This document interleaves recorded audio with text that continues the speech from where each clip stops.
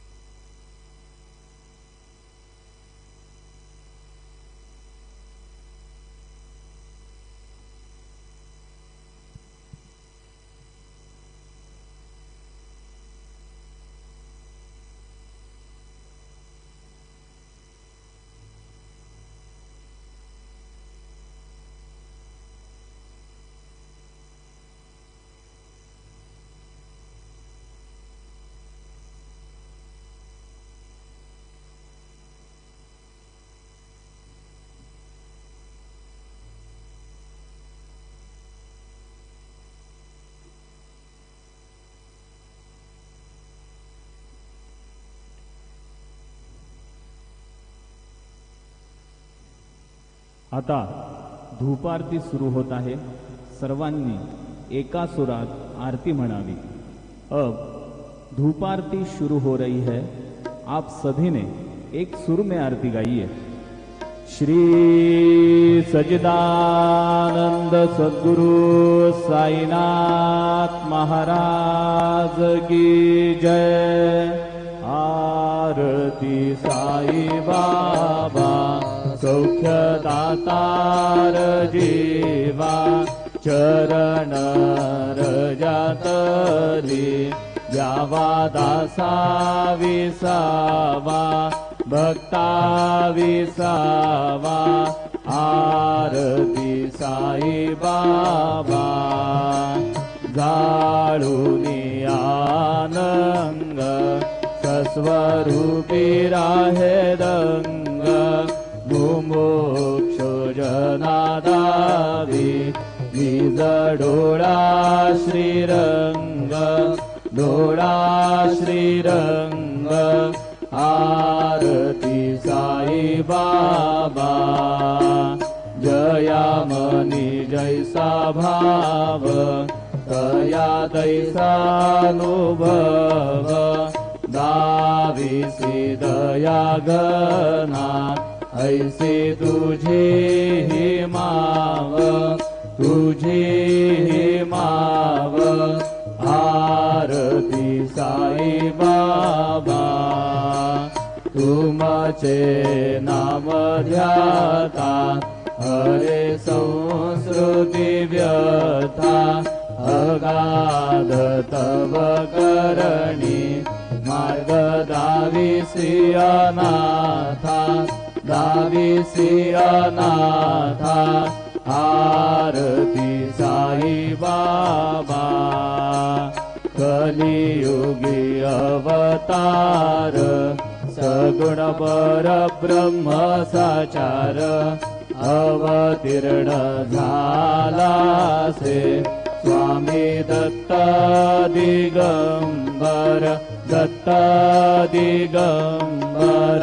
आरती साई बाबा आठा दिवसा गुरुवारी भक्त घरी दिवारी प्रभु पद पावया भव भय निवारी भय निवारी।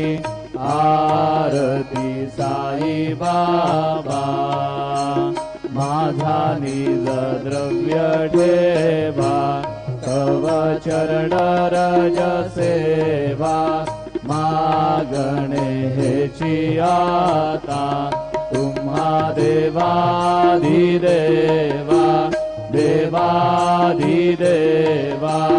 आरती साई बाबा इच्छित दीन चातक निर्मल तोय निज सुख पाजावे मातवाया सांभाळा आपुली भाग आपुली भाग आरती साई बाबा सौख्यदातार जीवा चरण रजातली यावा दासा विसावा भक्ता विसावा आरती साई बाबा शिर्डी माझे पंढरपूर साई बाबा रमावर बाबा रमावर साई बाबा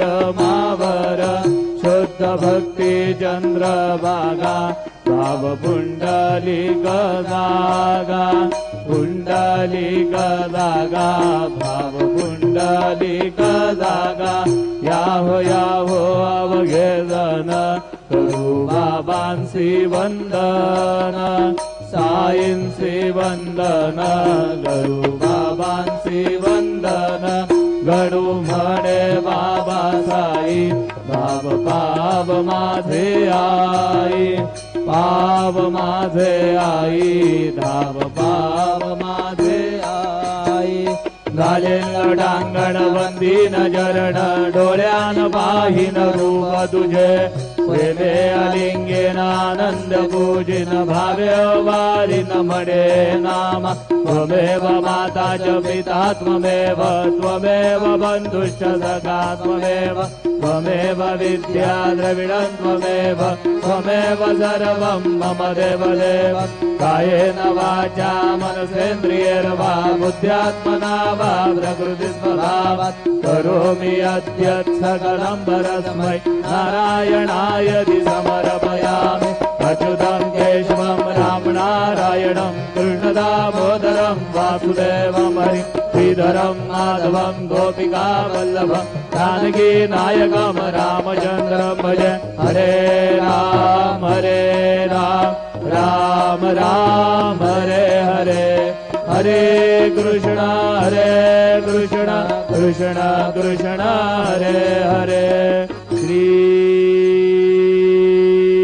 गुरुदेव दत्त अनंता तुला ते कसे रे स्तवावे अनंता तुला ते कसे रे नमावे अनंत मुखांचा शिडे शेष गाता नमस्कार साष्टांग श्री साईनाथा स्मरावे मनी त्वत्पदा नित्य भावे पुरावे तरी भक्तीसाठी स्वभावे करावे जगातारुणी माय दादा नमस्कार साष्टांग श्री साईनाथा वसे जो सदादा भया संत लीला दिसे अन्य लोकां परी जो जनाला परी अंतरिज्ञान कैवल्य दाता नमस्कार साष्टांग श्री साईनाथा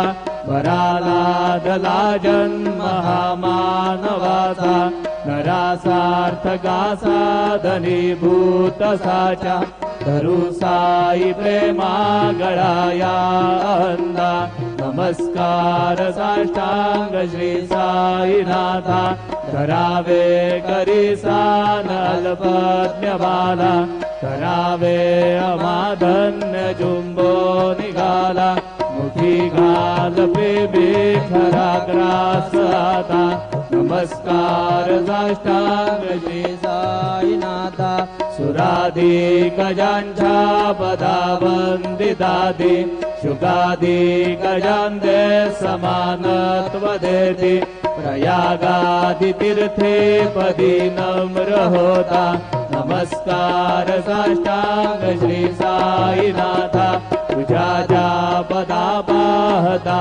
गोपबाली सदा रंगलीची स्वरूपी मिळाली हरी रास क्रीडा सवे कृष्णनाथा नमस्कार साष्टांग श्री साईनाथा तुला मागतो मागणे कद्यावे करा जोडितो दीन अत्यंत भावे भीमोहवीराजहातारियादा नमस्कार साष्टांग श्री साईनाथा ऐसाये बासाई दिगंबरा अक्षय रूपावतारा सर्वहि व्यापक तू श्रुतिसारा अनुसयात्री कुमारा बाबा ये वा काशी स्नान जप प्रतिदिवशी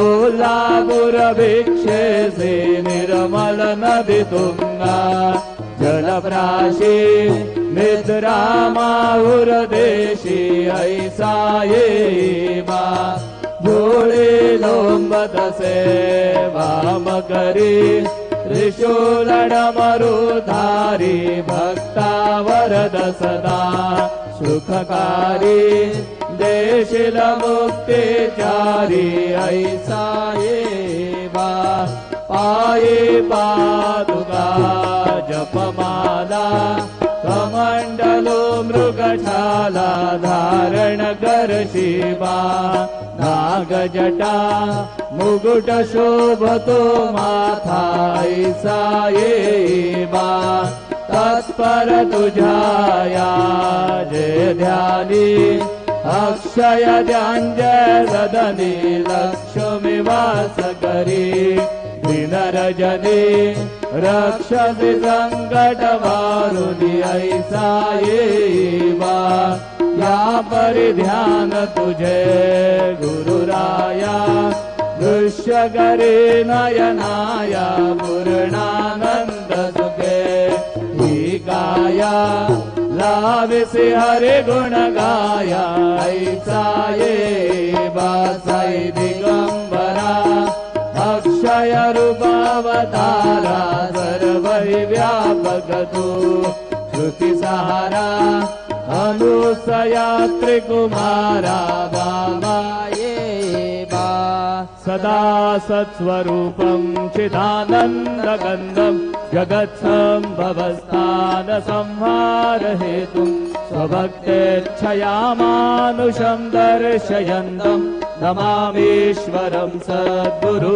साईनाथं भवद्वान्तविद्वौ समार्तण्डमिड्यं मनोभागतीतं मुनिर्ध्यानगम्यं जगद्व्यापकं निर्मलं निर्गुणं वां नमामीश्वरं सद्गुरु साईनाथं भवाम्बोधिमग्नार्दितानां जनानां स्वबाधाश्रितानां स्वभक्तिप्रियाणां समुद्धारणार्थं गलौ सम्भवन्तं नमामीश्वरं सद्गुरु साईनाथं सदानिम्बवृक्षस्य मूलादिवासात् सुधास्राविणं तीर्थमप्यप्रियन्तम् करुङ्गल्पवृक्षादिकं साधयन्तं नमामीश्वरं सद्गुरु साईनाथं सदा कल्पवृक्षस्य तस्यादिमूले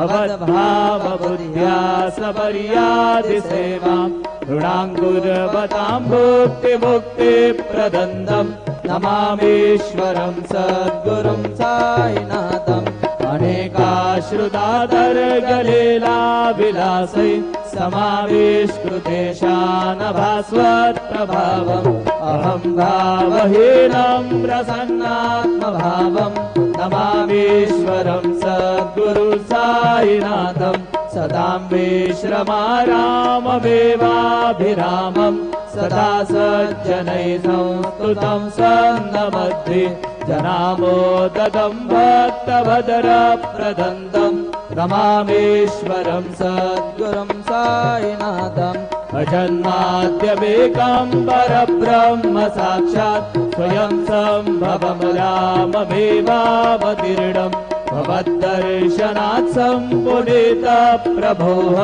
नमामीश्वरं सद्गुरु साईनाथम् श्री साईश कृपानिधे किल नृणां सर्वार्थसिद्धप्रद युष्मत्पादरज प्रभावमतुलं दाता विभक्ता क्षमः सद्भक्त्या शरणं कृताञ्जलिपुट सम्प्रार्पितोऽस्मि प्रभो श्रीमत्साई परेशपादकमलान् नान्यच्छरण्यं मम साई रूपधर राघवोत्तमम् भक्तकामविबुधद्रुमं प्रभुं माययोपहतचित्तशुद्धये चिन्तयाम्यहर्निशं मुदा शरत्सुधांशु प्रतिमप्रकाश कृपातपत्रं तव साईनाथ त्वदीयपादाब्जसमाश्रितानां स्वच्छाययाता भवभागरोतु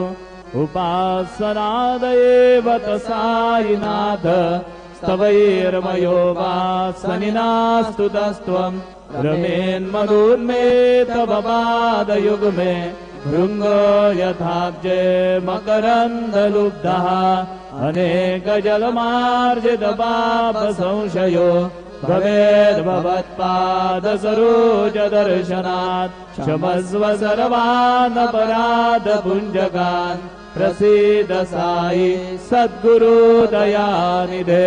श्री साईनाथ चरणामृतपूर्णचित्ता तत्पादसेवनरता सततं च भक्त्या संसारजन्यदुरितोद्धवनिर्गतास्ते कैवल्यधाम परमं समवाप्नुवन्ति स्तोत्रमेतत्पठेद्भक्त्या यो नरस्तन्मना सदा सद्गुरु साईनाथस्य कृपापात्रं भवेत् ध्रुवम् रुसो मम प्रियाम्बिकामजवरि पिता हि रुसो मम प्रियाङ्गना प्रियसुतात्मजा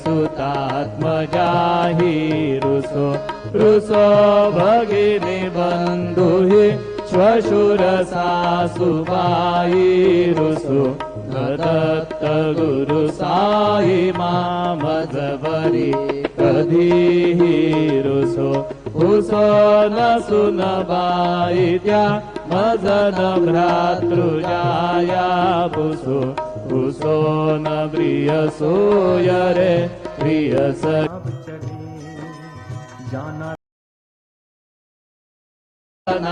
सखा स्वजननाप्त बन्धु बुसो हरिन गुरु साई मामजवरि कधीहि रुसो न बलामुले तरुण वृद्धहीना बुसो न गुरु धागुटे मदन थोरसाने बुसो न च भले बुरे सुजन साधुहीना बुसो हरिन गुरु साई मामजवरि कधीहि रुसो चतुरतत्त्ववित् विबुध प्राज्ञानी रुसो हि विदुषी स्त्रिया कुशल पंडिता हि रुसो महीपतीयति भजगतापसी हि रुसो दत्त गुरु साई मामजवरि कधीहि रुसो कवि ऋषि मुनि अनगसिद्ध योगी रुसो हि गृहदेवतानि कुलग्राम देवी रुसो खलपिशाच हि मलिन डाकिनी रुसो दत्त गुरु साई मामजवरि कधीहि रुसो मृग खग कृमि अखिल जीव जन्तु रुसो विटप प्रस्तरा अचल आपगाब्धि रुसो खपवनाग्निवार अवनि पंचतत्त्वे रुसो दत्त गुरु साई मामजवरि कधीहि रुसो विमल किन्नरा अमल यक्षिणी रुसो शशि खगादिः गगनि तारका रुसो रुसो अमर राज हे अदय धर्म राजा रुसो दत्त गुरु साई मामजबरी कधीही रुसो रुसो मन सरस्वती चपल चित्त तेहि रुसो रुसो बपु दिशाखिला कठिन काल तोहि रुसो रुसो सकल विश्व हि मयि तु ब्रह्म गोलम रुसो दत्त गुरु साई मामजबरी कधीही रुसो विमूढ मनुनी हसो मदन मत्सराहीडसो पदाभिरुचि उल्लसो जनन गर्दमी नामसो दुर्गधुति चादसो अशिव भाव मागे कसो प्रपंची मन हेरुसो दृढ विरक्ति चित्ते ठसो गुणाचे हि घृणानसो न च स्पृहा कशाची असो सदैव हृदये वसो मनसि ध्यानि साई वसो पदि प्रणयवो रसो निखिल दृश्य बाबादिसो दत्त गुरु साई मा उपरि याचने लारुसो हरि ओम यज्ञेन यज्ञमयजन्त देवा स्थानि धर्माणि प्रथमान्यासन्न तेहनागं महिमान सजन्त यत्र पूर्वे साध्या सन्ति देवाः ॐ राजाधिराजाय प्रसय्य साहिने नमो वयं वै श्रवणाय गुरुमहे समे कामान् काम कामाय मह्यं कामेश्वरो वै श्रवणो दधातु कुबेराज वै श्रवणाय महाराजाय नमः ॐ स्वस्ति साम्राज्यं भोज्यं स्वाराज्यं वैराज्यं पारमेष्ठ्यं राज्यं महाराज्यमाधिपत्यमयं समन्तपर्याः ईशात् सार्वभौमः सार्वा युषान्दादात् परार्धात् पृथिव्यै समुद्रपर्यन्ताय हे कराळदिदितप्येष श्लोको विगीतो मरुतः परिवेष्टारो मरुतस्यावसङ्गृहे आवीक्षितस्य कामप्रेर्विश्वे देवाः सभासदैति श्रीनारायण वासुदेवाय सच्चिदानंद सद्गुरु साईनाथ महाराज की जय। करचरण कृतं वा कायजं कर्मजं वा श्रवणनयनजं वा मानसं वा अपराधं विहितं वेदं वा सर्वमेतत्क्षमस्व। जय जय करुणाब्धे श्री प्रभु साईनाथ श्री सच्चिदानंद सद्गुरु साईनाथ महाराज की जय।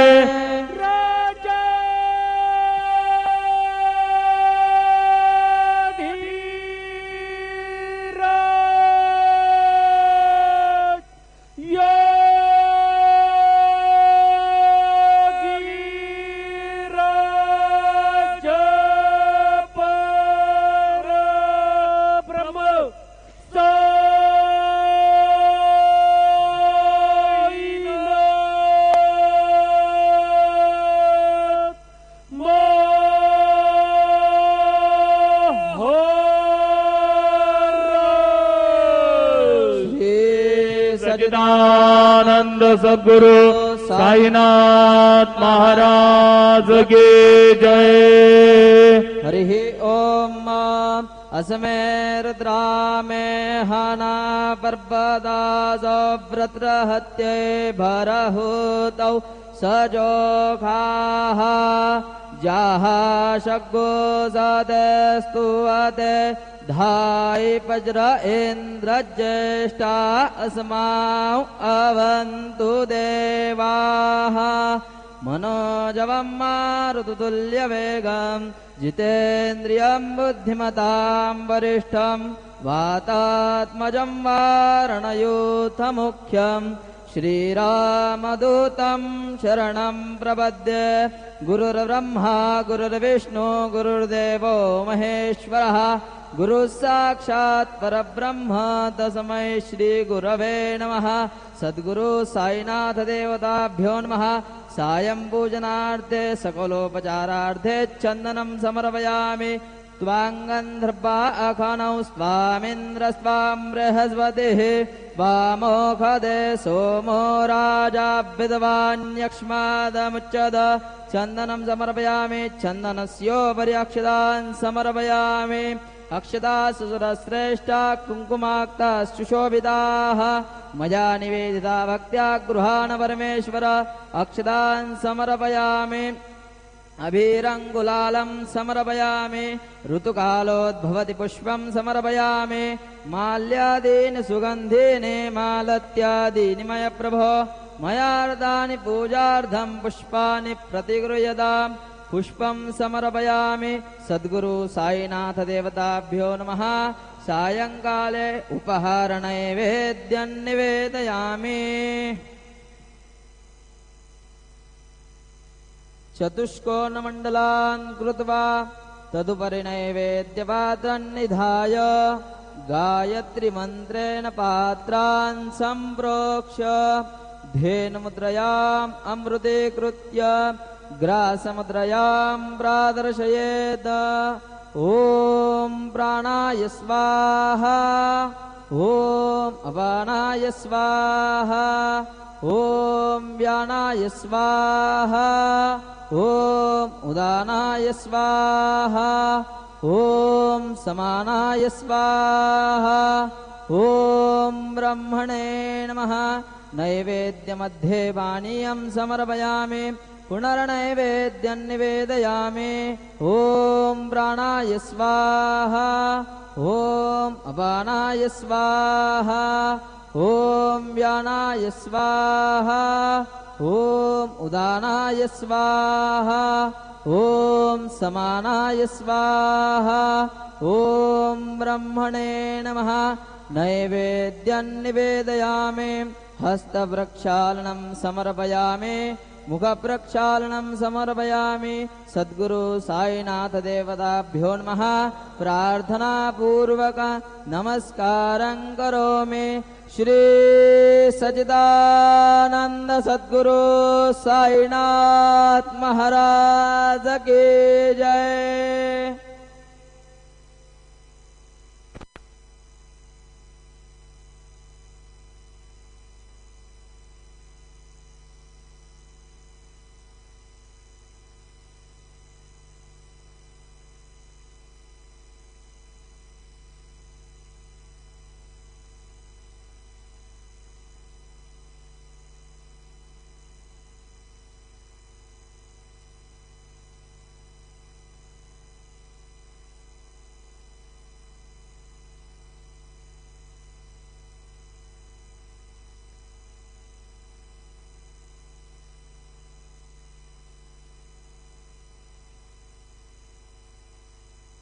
सर्व साई भक्तांनी श्रींचे दर्शनाकरिता जाण्यासाठी नवीन दर्शन लाईन गेट नंबर 7 व 8 यांचा वापर करावा।